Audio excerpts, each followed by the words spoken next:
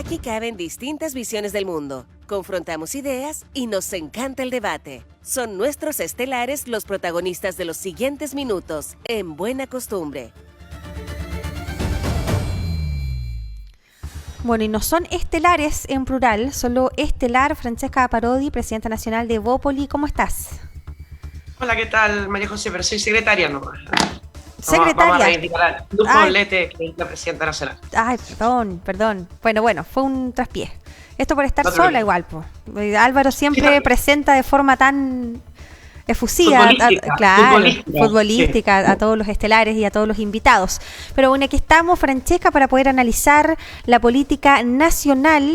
Yo te quería preguntar tu opinión sobre esta supuesta acusación constitucional que se estaría pensando por la oposición para el ministro Jackson, esto después de este antecedente relevante de la Contraloría que ha señalado que no se ajustó el ministro a la necesaria prescindencia. Eso sí, algunos miembros de la oposición dicen que esto estaría pensado para luego del plebiscito. ¿Por qué no ahora y después? Yo creo que primero que nada relevar finalmente lo que está diciendo Contraloría, que es algo que hemos solicitado ya en bastantes ocasiones, que finalmente el gobierno juegue el rol de informar, que por cierto lo tiene, y es deber de ellos tener que hacerlo, con respecto al plebiscito de salida y particularmente con respecto a los cambios de locales de votaciones, al hecho de que, por ejemplo, el voto sea obligatorio, de que hay multas asociadas, y ahí hemos sido nosotros bastante insistentes en que el gobierno haga ese rol.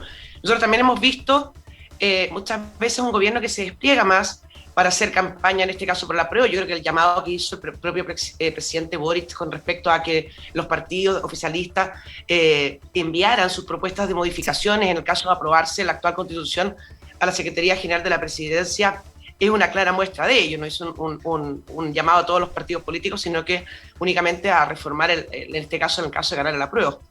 Yo creo que más allá de la acusación constitucional, yo creo que lo que está diciendo Contraloría es un hecho de que el gobierno se ha desplegado y se ha desplegado de manera potente, particularmente yo creo un poco respondiendo al propio llamado del presidente Gabriel Boric con respecto a la ventaja que estaría teniendo el rechazo por sobre el apruebo.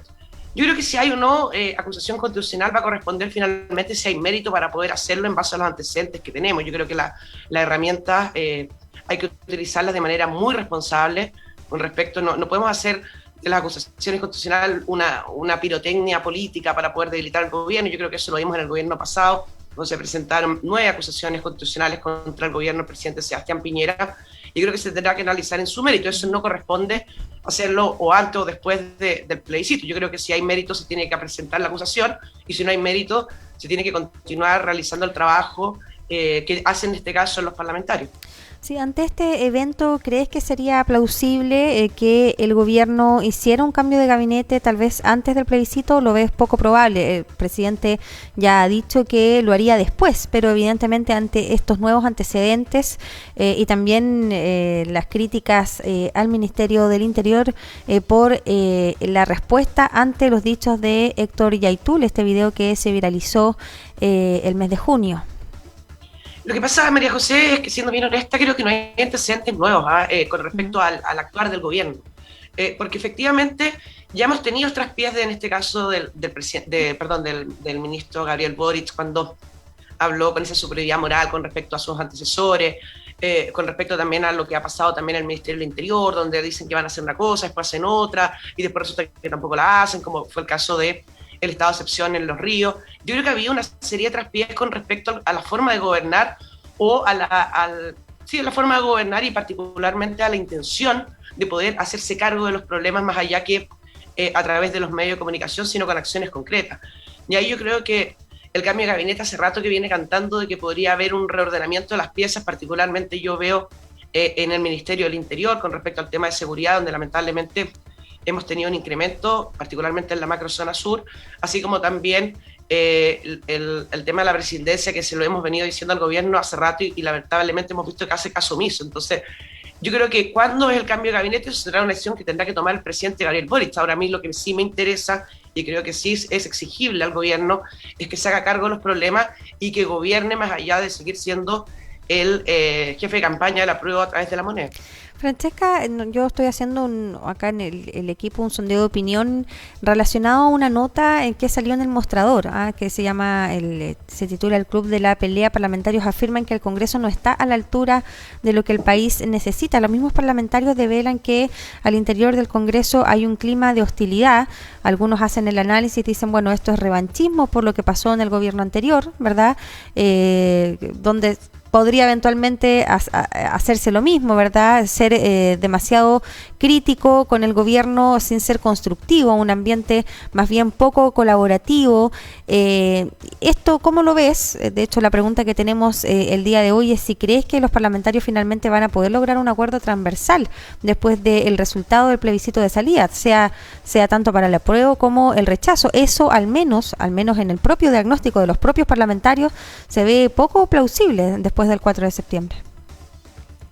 Yo creo que cuando estamos hablando finalmente del rumbo del país, y no solamente del plebiscito salida, sino que también de gobernar, yo creo que es muy importante finalmente que las voluntades políticas bajen banderas para buscar soluciones. Y yo creo que eso ha sido una práctica que no solo hemos visto muchas veces, o una mala práctica que hemos visto en el Congreso, sino que también la vimos en la Convención Constituyente, donde un grupo se atrincheró y pasó mayorías al otro grupo. Y yo creo que eso no solamente en este gobierno, sino que también en el gobierno pasado, yo creo que fue bastante el tino de cómo funcionó también el poder legislativo en una Cámara, por ejemplo, que no era mayoría en el caso del presidente Piñera, o en el caso del presidente ahora también el presidente Gabriel Boric. Y yo creo que eso finalmente lo que termina dañando no es al gobierno, o no es a los determinados movimientos políticos, sino que todo lo contrario, sino que a todo un país que finalmente ve que no avanza. Ahora, con respecto a las críticas en general, yo creo que efectivamente podemos tener mucho trincherismo político que le hace pésimo al país, pero también creo que hay mucha inamovilidad por parte del gobierno en el caso de proponer medidas legislativas. Yo creo que los dichos que dijo el fin de semana Camila Vallejo, que lo había dicho anteriormente también el ministro Giorgio Jackson, con respecto a que finalmente el programa de gobierno iba a tener muchas dificultades, muchas trabas para poder llevarlo a cabo con la actual constitución. Por un lado lo veo un poco irresponsable decir esos dichos, porque finalmente tú escribes un programa de gobierno con las reglas que tienes en el momento que estás presentando eso, y tampoco van a ser pitonizos de saber cuál es el resultado que iban a tener la convención con respecto al texto que iba a presentar la Chile.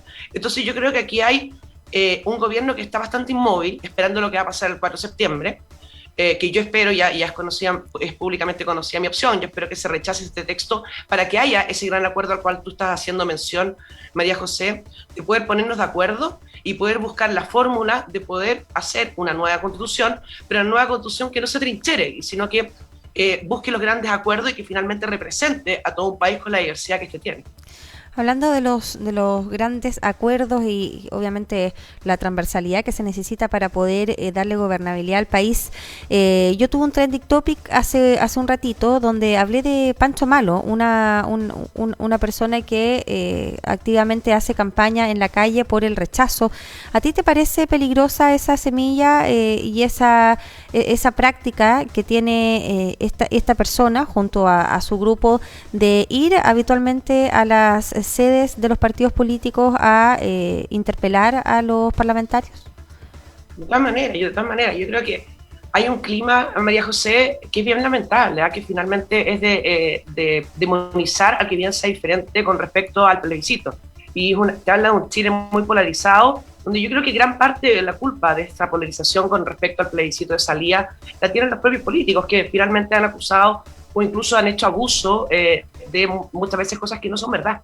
Y eso yo creo que hay que condenarlo, y hay que dejar a través de toda la información, y ahí también el rol que cumplen ustedes como medio de comunicación, de poder dar la información a la ciudadanía, y que sea la ciudadanía la que finalmente elija, pero no a través del miedo, no a través del amedrentamiento, sino que entendiendo que hay dos posiciones que son legítimas, por cierto, tal cual las fueron en el plebiscito de entrada, donde yo estuve por parte de la apruebo, y a través de la desilusión que tengo con respecto al texto de salida, que no creo que es un buen texto para Chile, voy por el rechazo para poder abrir un nuevo proceso. Yo creo que hay que ser sumamente respetuosos. Yo creo que quedan 2 semanas para el plebiscito, donde espero que se respete a quien empieza diferente, y que, por cierto, a través de los argumentos basados obviamente en lo que es el texto, se puedan hacer las diferentes campañas dentro de un clima democrático, y, por cierto, no amedrentando a quien piensa diferente. Yo creo que lo que le pasó el otro día también a raíz de esta carta con respecto al rechazo que firmaron durante el fin de semana, donde firmaron también actores, y el amedrentamiento que recibieron, yo creo que es absolutamente condenable, inaceptable en una democracia, o por lo menos en la democracia que queremos vivir. Sí, Francesca, había una crítica también muy contundente de algunos de los sectores de la derecha que han contribuido también a este ambiente de tensión, justamente por llevar a cabo una campaña que se basa en la desinformación, ¿ya? O en interpretaciones que muchas veces causan miedo y temor en la ciudadanía, donde hay muchas personas que piensan que de aprobarse el nuevo texto van a perder sus viviendas, ¿verdad? O que las mujeres vamos a poder abortar a los 9 meses, como por ejemplo ha señalado Felipe Kast, que es miembro de Evópoli. ¿Cómo crees tú, o si hay alguna autocrítica de ese sector para no hacer interpretaciones que provoquen miedo y que finalmente ese ambiente de tensión no se siga agudizando? Yo creo que dos cosas. Yo creo que la desinformación ha venido de ambos sectores, y así como tú recién mencionabas el caso de una persona que amedrenta a los parlamentarios, a los partidos políticos en base a la opción que tiene, yo creo que se ha visto por ambos lados, y no con eso estoy excusando, pero tampoco me puedo hacer responsable de todas las personas que puedan decir algo desde mi mismo sector. Hay muchas personas que quieren rechazar para mantener la constitución actual, hay otros que queremos una nueva constitución, incluso hay personas que quieren aprobar para mantener tal cual salió de la convención constituyente, y otros que quieren hacerle modificaciones.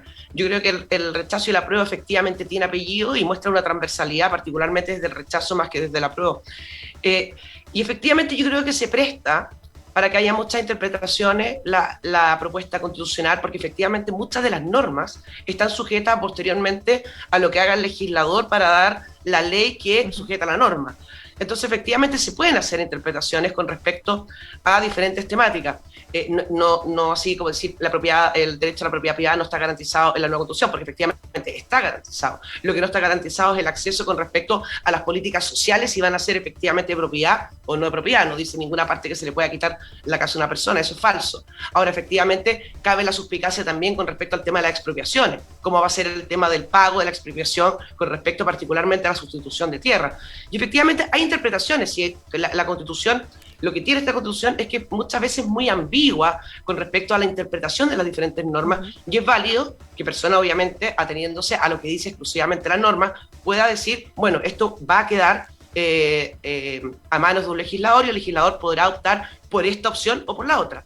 Entonces yo creo que hay que distinguir bastante lo que es una campaña de desinformación a lo que son campañas de interpretaciones con respecto a normas que efectivamente son ambiguas y que la propia Constitución dicen que están sujetas a lo que el legislador vaya a hacer después. Ok, muchas gracias, Francesca Parodi, ahora sí, secretaria general de Evópoli. Gracias por estar acá acompañándonos a todo el equipo en este día miércoles. Que tengas una muy buena jornada. No, muchas gracias a ti, María José, y saludo a Álvaro, que no sé por qué no está ahí, Eduardo también.